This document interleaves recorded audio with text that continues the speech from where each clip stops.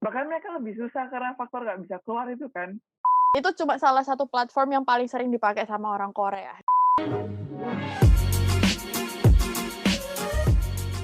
Misalnya percakapan, emang paling gampang nggak salah ketemu sama orang. Nah, satu hal yang banyak orang di luar negeri yang belum ke Korea itu nggak tahu, ternyata di Korea tuh banyak orang pengen belajar bahasa Inggris ataupun bahasa Indonesia. Jadi kalau misal di internet tuh sekarang banyak itu namanya Hello Talk, jadi HLLOTALK, itu kita bisa kayak exchange bahasa. Dan itu cuma salah satu platform yang paling sering dipakai sama orang Korea, Hello Talk. Sebenarnya ada juga yang lain, itu yang secara internasional aku kurang tahu ya. Cuma kalau orang Korea tuh banyak pakai Hello Talk. Dan itu pun nggak orang Korea doang, jadi orang internasional yang misalnya bisa bahasa Korea dan biasanya yang bisa bahasa Korea banget tuh orang Rusia. Jadi misalnya orang itu juga sesuatu yang baru kan, kayak banyak banget orang Rusia itu yang datang ke Korea. Mungkin karena udaranya lebih hangat di Korea atau apa, Rusia kan termasuk dingin kalau winter. Nah, banyak orang Rusia tuh bisa bahasa Rusia dan bahasa Korea. Misalnya mereka mau belajar bahasa Indonesia atau belajar bahasa Inggris. Nah, dari situ bisa exchange juga. Jadi misalnya, dan orang Korea tuh seneng banget kalau misalnya ada orang yang mau ngajarin bahasa Inggris terutama. Tuh, jadi kalau untuk percakapan, ya. Yang wah. Orang Korea tuh pengen banget bisa bahasa Inggris, entah kenapa. Padahal sebenarnya ya bagus sih ya belajar bahasa internasional. Jadi kalau misalnya untuk percakapan, emang yang paling gampang ketemu sama orang Korea langsung. Cuma kan biasa orang mikir, tapi lo aku di Indonesia, terus gimana caranya? Sekarang ada yang namanya HP, telepon, atau ada yang namanya laptop. Aku mau nunjukin laptop, lupa kalau ini di laptop. Ada teknologi. Ada teknologi, jadi bisa connect dari seluruh dunia pun bisa gitu. Yang penting berani. Itu paling susah, nggak berani itu nggak jalan-jalan. Nah, tips ya. Orang Korea tuh lebih malu daripada yang kita kira. Jadi dulu waktu aku pertama kali ke Korea, itu aku pikir orang Korea tuh judesnya setengah mati, nggak mau ngomong, nggak mau diapain. Ternyata mereka tuh malu, soalnya mereka nggak bisa bahasa internasional. Dan salah satu disadvantage yang aku punya adalah karena aku di Korea, mereka pikir buat apa kamu ngomong bahasa Inggris kalau kamu tinggal di Korea. Bener, ya nggak salah. Maksudnya kan aku yang memang tinggal di negara yang berbahasa Korea. Jadi kan harusnya aku yang belajar bahasa Korea. Cuma kalau misalnya orang di luar negeri, contoh yang lagi di Indonesia, berarti itu lebih gampang. Mungkin mereka akan lebih berusaha. Cuma aku nggak bisa jaminin. Karena orang Korea tuh malu setengah mati. Kayak bener-bener nggak tahu kenapa gitu loh. Kayak malu banget. Kayak kalau misalnya ngomong bahasa, suatu bahasa tuh harus sempurna. Which is sebenarnya bahasa kan nggak ada yang sempurna ya, maksudnya kayak kita bahasa Indonesia aja kadang-kadang kayak aku bukan orang Indonesia kok.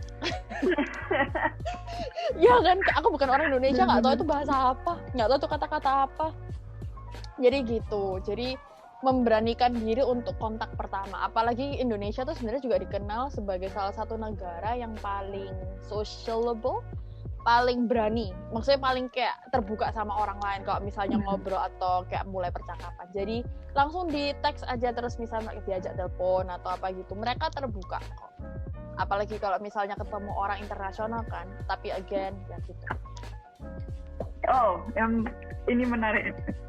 Waktu awal datang ke Korea, kesulitan apa yang dihadapin waktu belajar? Ada nggak? Waktu belajar ini jadi khusus untuk bahasanya ya? Ya, bahasanya dulu, nanti kalau apa namanya in general, apa kesusahan yang awal didapetin? Kesusahan, jadi sebenarnya kalau kesusahan sih ini sesuatu yang mungkin orang-orang pikir ya udahlah aku sekolah bahasanya di Korea, aku mulai dulu aja. Again, ini ada hubungannya dengan yang aku tadi bilang tentang kamu yang ke Korea, kamu yang harus berusaha, bukan orang Korea yang harus berusaha ngajarin. Jadi tahu basic bahasa kayak simpel-simpelannya.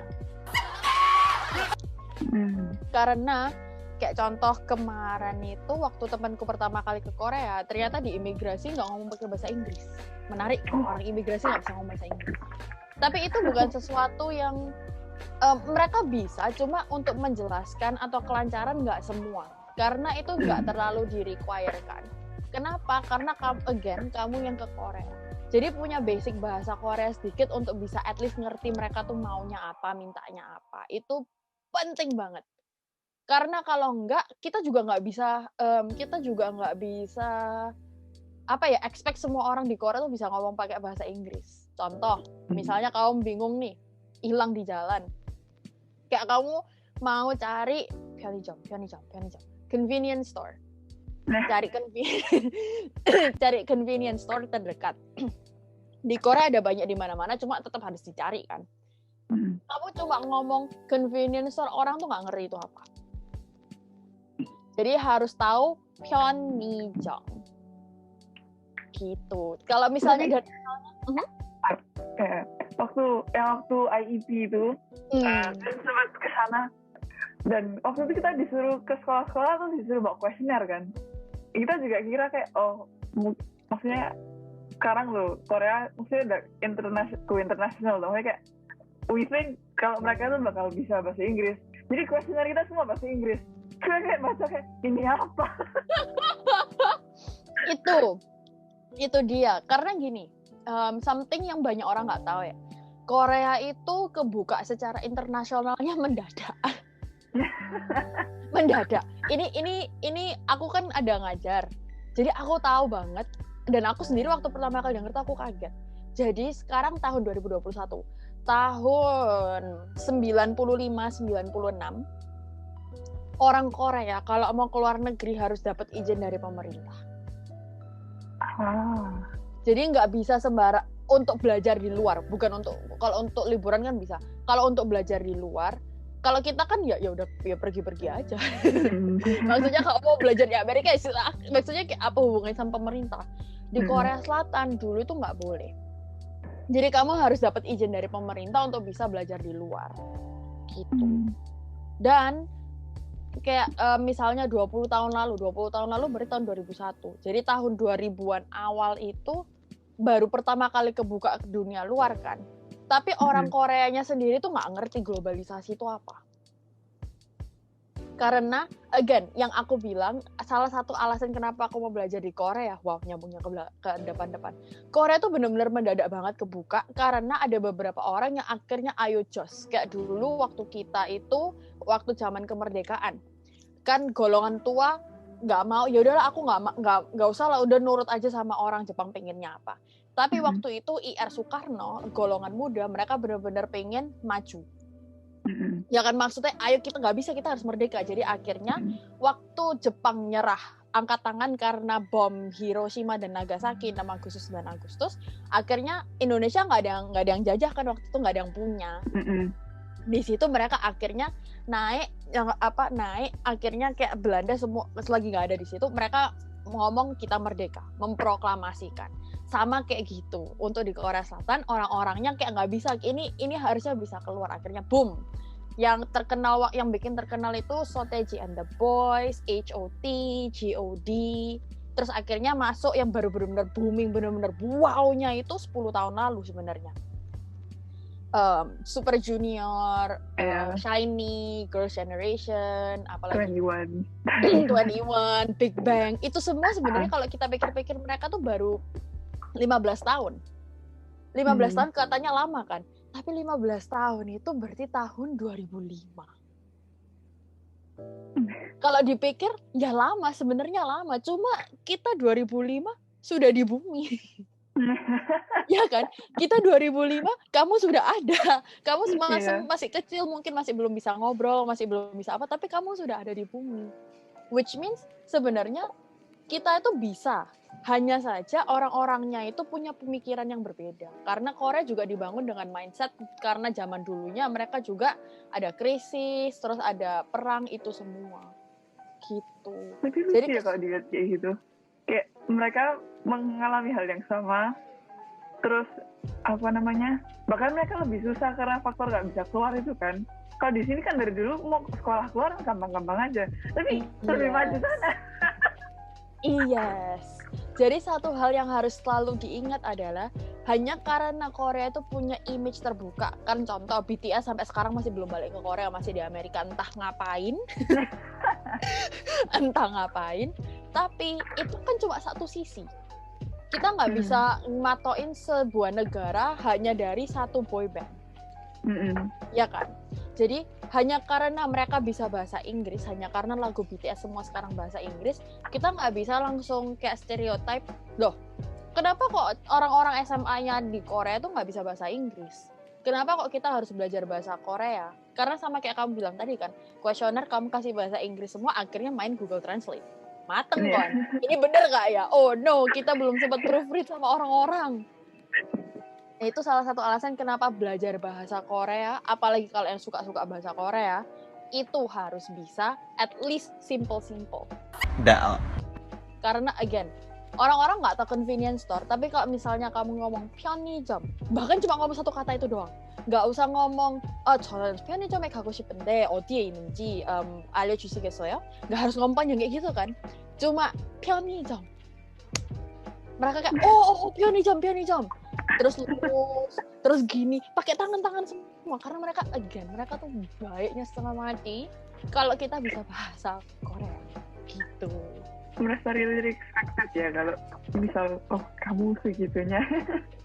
Iya, dan mereka tuh kayak wah bisa bahasa Korea. Mereka sendiri tuh juga kaget. Sama misal contoh kita artis Korea tiba-tiba ngomong pakai bahasa Indonesia, kan kita kayak bisa bahasa Indonesia. Sama. Orang Korea tuh India juga orang gitu, juga manusia. Gitu. Kesusahan waktu itu aku bisa bahasa Korea cuma nggak terlalu ngerti arti. Maksudnya kayak not enough, nggak cukup untuk bisa akan tinggal di Korea basically, bukan untuk liburan. Kalau untuk tinggal di Korea harusnya mungkin aku bisa lebih dikit lagi. Oke. Nah, tapi kalau misal selain segi bahasa, ada nggak kesusahan yang awal? Apa yang perlu di keep in mind waktu lagi belajar bahasa Korea? Yang perlu di keep in mind kalau lagi belajar bahasa Korea adalah ini bukan bahasamu. Jadi diturutin semua yang ada, jangan ditanya kenapa. Kayak, ini salah satu yang kayak aku dulu waktu pertama belajar aku juga bingung sih kenapa. Cuma aku ya udahlah kayak diaminin aja. Jadi bahasa Korea itu sebenarnya ditemukan karena waktu itu orang Korea tuh pakai bahasa Mandarin dulunya. Bukan Mandarin, Hanja, pakai Hanja. Jadi kayak artinya tuh bisa beda banget sama Mandarin, cuma tulisannya sama. Contoh paling gampang kayak gitu ya. Jadi akhirnya waktu itu King Sejong, raja keempat zaman Joseon, itu dia akhirnya membuat orang, karena dulu kan yang bisa baca tulis cuma orang atas kan, cuma young ban people. Jadi dia mau bikin orang yang normal di bawah itu juga bisa ngomong atau at least bisa baca. Nah, gara-gara itu dia tuh bikin Hangul yang what we know today. Nah, penulisan Hangul itu kenapa bentuknya kayak gitu? Karena itu sebenarnya bentuk lidah kita. Oh. Jadi contoh aku tulisin, aku pakai ini aja ya, kayaknya lebih gampang buat aku. Oke. Ini sama ini. Nah, ini itu kyok, ini itu nien. Ini itu huruf G atau K, ini huruf N. Nah, kalau misalnya kita kyok G itu lidah kita tuh kayak gini. Emang gini bentuk lidah kita waktu ngomong, G. Oh. Tapi kalau misalnya huruf N, nien, itu berarti bentuk lidahnya emang kayak gitu. Diaminin saja. Kalau dipikir-pikir nanti jadi overthinking. Terus kayak akhirnya yang lainnya yang harusnya bisa masuk, akhirnya nggak masuk-masuk. Gitu. Apalagi banget sih dari kayak gitu. Terus kayak ada diget. Diget itu D. Ya kan, D atau T. Itu kayak gini. Itu diget D atau T. I'm sure ada di bukumu juga kan? Yeah. Terus Iya, R atau L. Itu yang begini. Terus kayak M, miem. Mulutnya kan kayak nutup, jadi kayak kotak. Terus ing, kalau ing bulat karena itu juga ada hubungannya sama yang vokal-vokal begitu. Terus contoh ya kenapa perlu diaminin aja. Contoh W. Jadi gini, W itu sama ini itu bacanya sama. W, ini tuh W, ini juga W. Kayak Mandarin kalau gitu. Pusing kan? Dan Mandarin ada beda nada kan. Iya, kalau ini nggak ada. Jadi ini sama nggak boleh stereotyping. Contoh, W. Ini kan kayak gini. Ini kalau orang pakai bahasa Inggris kan baca jadi we. Ini juga W. Ini juga W, guys. W. Kayak gini. Jadi harus diaminkan dan benar-benar kayak look out for it. Bahasa lain yang harus di look out kayak yang aku tadi bilang. Kayak Wang Shimni, tak tulis lagi. Ini harus benar-benar di look out karena kalau kita nggak ngerti pasti bingung banget.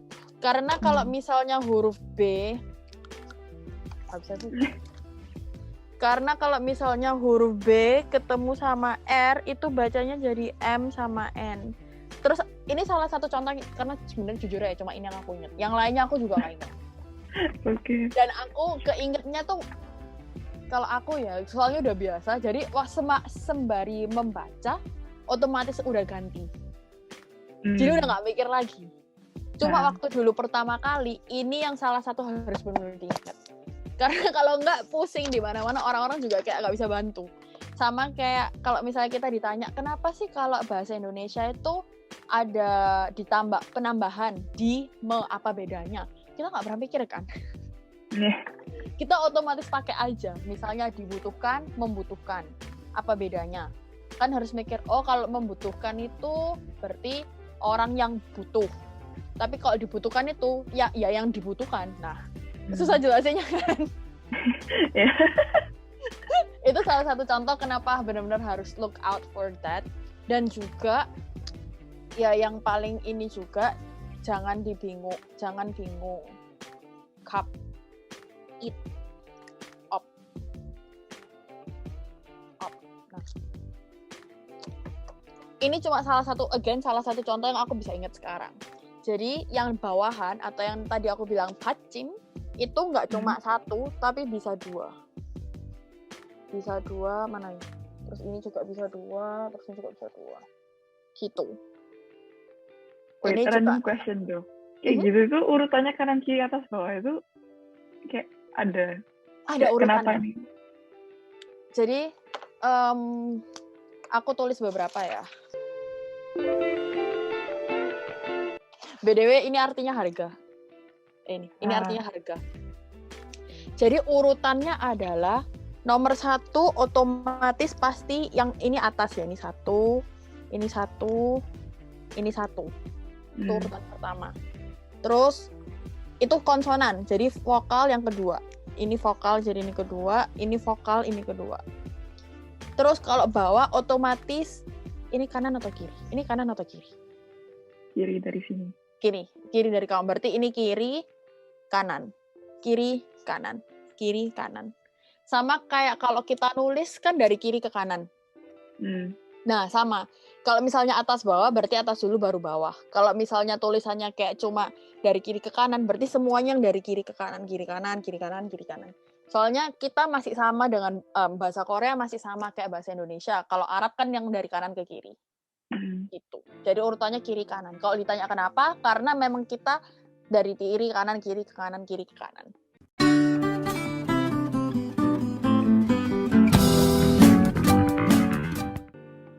Kalau kamu nggak suka, jangan ambil punyaku, jangan ambil referenceku karena kamu bisa bikin nama Koreamu seperti gimana pun, oke? Nah, Frances, Princess, terus ditambah vokal jadi K. Ya kan, terus ditambah lagi konsonan lagi di bawah jadi level 3 kan, cup. Terus ditambah lagi. Ini bacanya masih kap. Nah, habis bahas tentang betapa susahnya bahasa Korea, mari kita belajar.